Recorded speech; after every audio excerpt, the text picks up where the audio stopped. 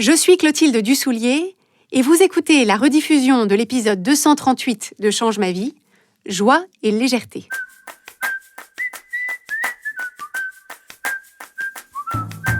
Cet été, l'équipe Change ma vie vous propose une sélection d'épisodes à découvrir ou à redécouvrir pour vous aider à profiter pleinement de la période estivale, que vous soyez en vacances ou non. Et ce n'est pas tout, chaque lundi de l'été, nous proposons de vous envoyer l'élan du lundi. C'est un email à lire en 5 minutes maximum pour démarrer chaque semaine avec clarté et énergie. Vous y trouverez des questions d'exploration inédites pour mieux vous comprendre et pour avancer vers votre vie extraordinaire. Pour recevoir l'élan du lundi gratuitement dès lundi prochain, rendez-vous sur la page changemavie.com/inscription. Et maintenant, place à votre épisode. Avant de démarrer cet épisode, j'aimerais vous poser cette question. Dans les dernières 24 heures, quelle est la dose de joie que vous avez ressentie et quand? À quel moment vous êtes-vous senti léger ou légère et pourquoi? Je vous pose la question parce que la joie et la légèreté sont deux des émotions les plus agréables de l'échelle des émotions. Ce sont deux des émotions les plus désirables, celles auxquelles on aspire le plus ardemment. Et pourtant, pour beaucoup d'entre nous, cette joie et cette légèreté sont absentes de notre quotidien. Et le problème, c'est que si la joie et la légèreté sont absentes de notre quotidien pendant trop longtemps, on finit par avoir du mal à voir l'intérêt de tout ce qu'on fait par ailleurs. On finit par avoir cette impression de subir sa vie, cette impression de faire des choses surtout pour les autres, de ne faire que gérer des problèmes, ou de courir sans fin d'un endroit à l'autre, d'une tâche à l'autre, sans jamais recueillir les fruits de ses efforts. À l'inverse, ce qui permet de se sentir vraiment bien dans sa vie, d'être ouverte aux autres et aux expériences qui se présentent, ce qui permet de bénéficier d'une bonne santé émotionnelle, c'est notre capacité à générer au quotidien et autant que possible de la joie et de la légèreté. Donc, quel que soit l'endroit d'où vous partez, vous pouvez vous demander qu'est-ce qui vous empêche aujourd'hui de ressentir plus de joie et plus de légèreté? Qu'est-ce qui, dans votre quotidien et dans votre esprit, fait obstacle à la joie, fait obstacle à la légèreté? Alors, le plus souvent, ce qui fait obstacle à la joie et à la légèreté, c'est le sérieux, c'est la gravité, c'est le fait d'empiler les je dois et les je devrais et d'associer des enjeux énormes à tout dans notre vie. Ce qui fait le plus souvent obstacle à la joie et à la légèreté, c'est quand je pense que je suis obligée de faire tout un tas de trucs, que tout ce que je fais est d'une importance capitale, que tout ce que je fais doit être fait, et vite et parfaitement, et qu'il faut que je contrôle tout, parce que si j'ai le malheur d'oublier quelque chose, de rater quelque chose, de dire le mauvais truc au mauvais moment, tout va s'écrouler comme un château de cartes. Donc si votre journée est une suite ininterrompue de cases à cocher, une course permanente entre deux obligations, deux rendez-vous, vous allez passer à côté des opportunités de ressentir la joie ou la légèreté qui se présente, ne serait-ce que, par exemple, pendant vos trajets. Un petit enfant qui vous fait un sourire plein de chocolat depuis sa poussette, un double arc-en-ciel qui apparaît d'un coup de la fenêtre du train, le moment où vous traversez le pont et où vous avez l'impression de voler au-dessus de la rivière ou de la vallée. Si vous avez l'impression d'être toujours sur le fil entre la stabilité et le chaos, entre la sécurité et la catastrophe, c'est difficile de voir ça. C'est difficile de cueillir la joie et la légèreté quand elles se présentent. Donc la question c'est, est-ce que c'est comme ça que vous vivez votre quotidien, avec beaucoup de pression, beaucoup d'enjeux, une litanie de « je dois » et de « il faut ». Parce que si c'est le cas, la joie et la légèreté ne peuvent pas exister dans cet environnement intérieur. Un autre obstacle à la joie et à la légèreté, c'est la charge mentale et les ruminations, et la difficulté qu'on peut avoir à cloisonner dans notre esprit nos différents domaines de vie, nos différentes préoccupations et les différents rôles qu'on joue. Si on est sans arrêt en train de penser à tout en même temps, à se repasser des conversations passées, à se projeter dans le futur, c'est impossible de créer un espace mental suffisant pour que la joie et la légèreté puissent y résonner, parce que dès qu'un espace commence à se créer, il est immédiatement rempli par une inquiétude, une contrariété ou le déroulé de notre to-do list. Donc ça peut se manifester, par exemple, si vous êtes, mettons, à table le dimanche midi, avec des amis que vous recevez, tout le monde discute, tout le monde rit, et pile au moment où vous vous sentez glisser vous aussi dans la bonne humeur générale, dans la joie d'avoir réuni tout le monde et la légèreté de ce moment suspendu et partagé, votre cerveau, peu habitué à ces ressentis, a comme une sorte de vertige et se met à chercher ce que vous devriez être en train de faire pour avancer la suite du repas, s'inquiète de la vaisselle qui s'empile, et hop, au lieu de savourer la joie et la légèreté, vous vous levez pour lancer la suite, pour charger le lave-vaisselle, en râlant intérieurement d'être le seul ou la seule à vous en préoccuper. Et pouf, bye bye la joie et la légèreté. Ce qui peut s'interposer aussi, c'est la culpabilité. Cette culpabilité se manifeste si on associe la joie et la légèreté à une forme d'inconscience ou d'irresponsabilité. C'est si on pense que ceux qui ressentent de la joie et de la légèreté, ce sont les enfants qui n'ont pas encore pris conscience du monde atroce dans lequel ils grandissent, et qu'une fois adultes, ceux qui ressentent encore de la joie et de la légèreté, ce sont les égoïstes qui ne se préoccupent pas des autres, qui ne se préoccupent pas du monde, parce que s'ils se préoccupaient des autres et du monde, ils verraient tout ce qui ne va pas, ils verraient toute la souffrance, ils verraient tous les problèmes, tout ce qui va de mal en pis, et donc eux non plus ne se sentiraient ni joyeux ni légers. Si c'est ça notre lecture, comme on ne veut pas être associé à l'égoïsme, à l'inconscience ou à l'irresponsabilité, eh bien on s'interdit de faire de la place pour la joie et la légèreté. Et si on les ressent, la culpabilité les étouffe rapidement en disant « Non, non, pas trop de joie, pas trop de légèreté. Est-ce que tu as conscience que le monde va dans le mur et qu'on va tous mourir ?» Alors certes, il y a des périodes, que ce soit dans notre vie personnelle ou dans le contexte géopolitique de notre pays ou de la planète, pendant lesquelles on trouve sans peine des raisons d'être sérieux, des raisons d'être graves et d'associer des enjeux énormes à certains éléments de notre vie ou de notre environnement. Ça peut être dans des situations où on a un proche qui est gravement malade, des périodes de deuil, des périodes de crise politique, de crise sanitaire, de guerre.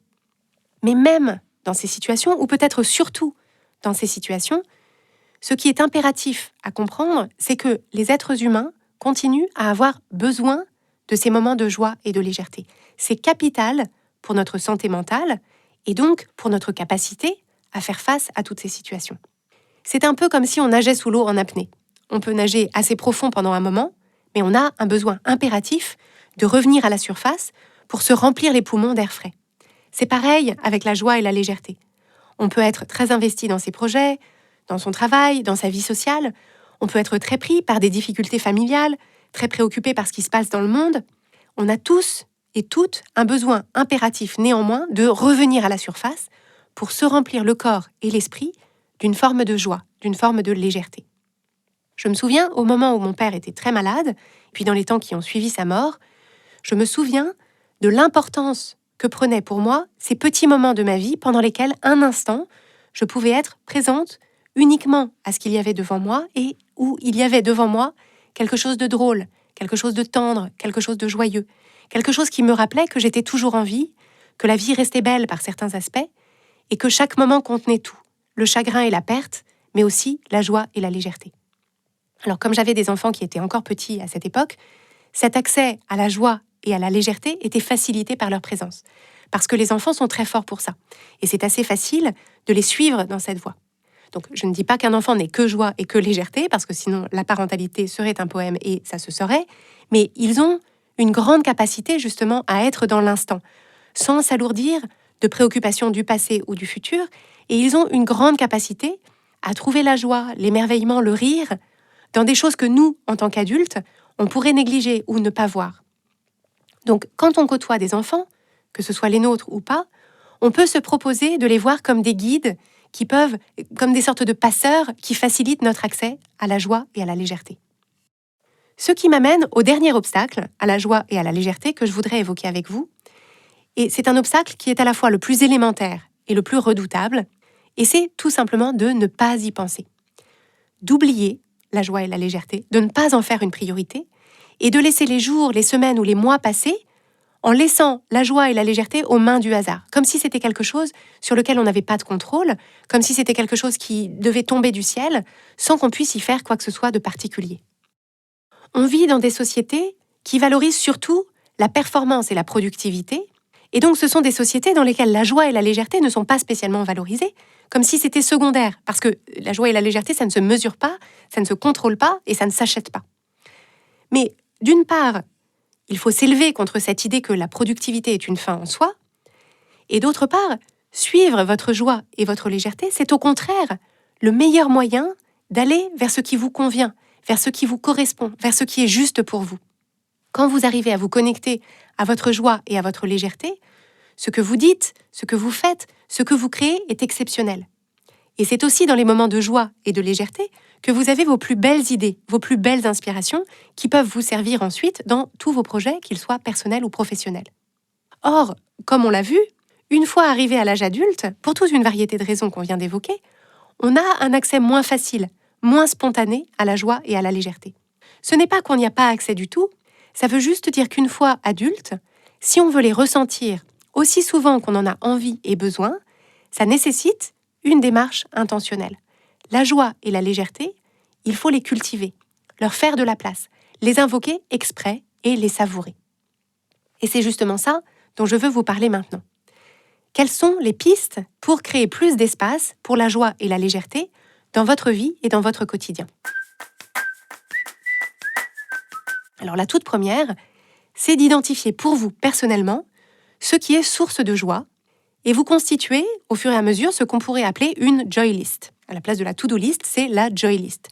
Donc vous pouvez réfléchir à des moments de joie passés ou simplement lister ce qui vous réjouirait là maintenant. Et donc vous allez voir, rien que de faire cette joy list, ça met en joie.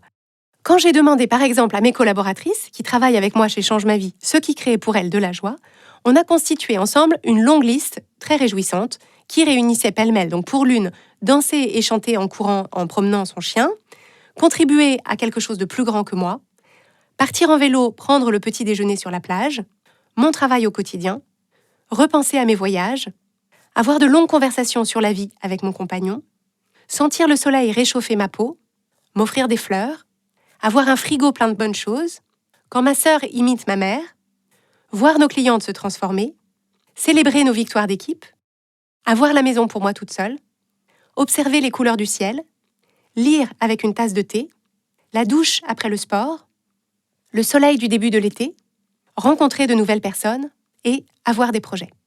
Donc la question c'est, qu'est-ce qui pour vous est favorable à la joie ? Et si vous voulez faire de la place à la joie dans votre vie et dans votre quotidien, il faut savoir ce qui vous aide à la créer. Et donc cette liste va être infiniment précieuse pour ça. De la même façon, qu'est-ce qui vous permet de ressentir de la légèreté ? Quand vous repensez à des moments de vos journées ou de votre vie dans lesquels vous avez pu vous sentir léger ou légère, qu'est-ce qui occupait votre esprit à ce moment-là ? Qu'est-ce qui occupait votre corps ? Qu'est-ce qui vous permettait d'accéder à cette légèreté ? Donc je vais vous donner quelques exemples, issus là aussi de ce qui permet à mon équipe de ressentir cette légèreté. Donc on avait faire de longues sorties à vélo, quand je nage ou quand je flotte sur l'eau, quand je prends une décision sans la remettre en question, écouter des podcasts ou de la musique quand je suis en voiture, quand je prends de la hauteur et que je cesse d'essayer de tout contrôler, danser la salsa, me baigner ou me balader toute nue, pleurer de rire, méditer, être sur la route quand on part en week-end à la campagne, respirer le jasmin ou le mimosa, quand je me lève tôt et en pleine forme, regarder des séries à l'eau de rose ou des téléfilms de Noël, flâner, faire du trampoline ou être avec des animaux. Alors, plus globalement, ce qui permet à la plupart d'entre nous de se sentir léger ou légère, c'est d'arriver à se détacher de la liste de ce qu'on a à faire pour créer des moments de présence. C'est d'arriver à être vraiment là où on est et d'en profiter. Et c'est de savoir que pour un temps au moins, on peut s'autoriser à être, sans pression particulière, et on peut s'autoriser à faire ce qu'on a vraiment envie de faire. Et c'est précisément ce qui manque dans l'agenda de beaucoup de gens. Et c'est ce qui manque peut-être dans votre agenda à vous en particulier. Des moments que vous vous réservez, sans enjeu, sans il faut, sans je dois, juste un cadeau que vous vous faites pour disposer de vous-même, disposer de votre corps, de votre esprit, de votre temps, en toute liberté.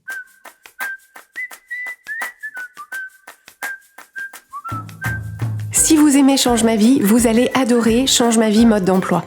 Change ma vie mode d'emploi, c'est le programme de coaching qui va vous donner des ailes pour atteindre tous vos objectifs de vie.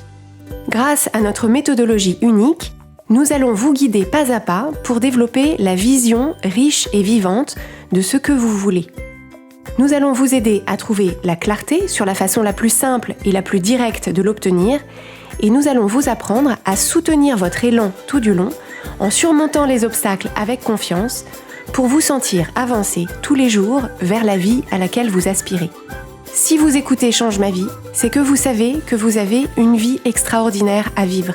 Une vie qui a du sens et un impact, et c'est notre mission et notre passion de vous y aider. Je vous donne donc rendez-vous dès aujourd'hui sur changemavie.com/coaching pour avoir toutes les informations.